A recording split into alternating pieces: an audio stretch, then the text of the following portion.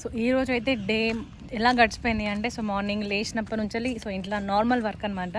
So ఈరోజు మా ఆయనకి పెద్దగా ఏం కాదు, జస్ట్ నిన్నటి బిర్యానీ కొంచెం వెయిట్ చేసి పెట్టేశాను. ఇలా స్కూల్లో ఏదో ట్రెడిషనల్ అండ్ ఫెస్టివల్ ఏదో ఫుడ్ పెట్టమన్నారు.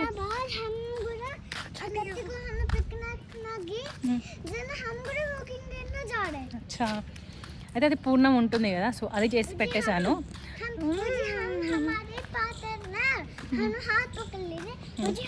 సో అది అయిపోయిన వెంటనే ఇంకా పాపని డ్రాప్ చేసిన అనమాట. సో తను స్కూటర్లో వెళ్తా అని చెప్తే ఇంకా అలా డ్రాప్ చేసేసి ఇంకా అటు నుంచి వాకింగ్ స్టార్ట్ చేసాను. వాకింగ్ అయిపోయిన తర్వాత ఇంటికి వచ్చి 15 minutes వర్కౌట్ అయిపోయిన తర్వాత ఇంట్లో కొన్ని అలాగ టచ్అప్స్ వర్క్ చేసుకొని, సో మళ్ళీ ఇప్పుడు ఇక్కడ అక్కయ్య వాళ్ళు బ్యాడ్మింటన్ ఆడతారనమాట. సో అక్కడికి వెళ్ళి కాసేపు అలాగా ఇలా అనమాట. స్కూల్ నుంచి పికప్పింగ్ చేస్తున్నప్పుడు కాసేపు ఆడుకుంటారు వీళ్ళు, ఉయ్యాల అవన్నీ అన్నింటిలో. అంటే Monday Tuesday morning badminton class ఉండదు కాబట్టి నేను వీళ్ళకి అక్కడ కూర్చోడా అంటే ఆడుకోవడానికి టైం ఇస్తా.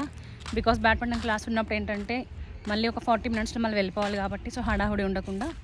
సో ఆ రోజు అయితే ఇక్కడ స్టాప్ అవ్వనమాట, వెళ్ళిపోతా. ఎండ ఇలా చలి అయిపోతుంది అని అనుకుంటున్నాం, ఇంక ఎండ ఇట్లా స్టార్ట్ అయిపోతుంది కదా, చిరాకు వచ్చేలాగా ఉంది. ఇంకా అట్లా ఉంది ఎండ ఇప్పుడు. ఇక్కడ ఎండాకాలము కష్టం, చలికాలము కష్టం. ఎలా అంటే మనకి చలి అలవాటు అయిపోయి సడన్గా మళ్ళీ ఉడుకులో రావాలి అంటే అది యాక్సెప్ట్ చేయదనమాట, బాడీ మైండ్ యాక్సెప్ట్ చేయదు కొన్నిసార్లు. టైం ఇచ్చా ఆడుకోవడానికి. సో అందరికంటే ఫస్ట్ వచ్చింది మేమే, సో అందరికంటే లాస్ట్ పోయేది మేమే అనమాట.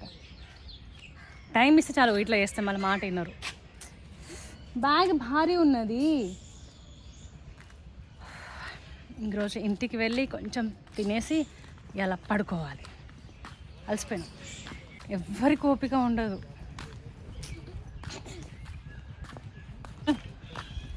मैडम जी, ओ मैडम, अरे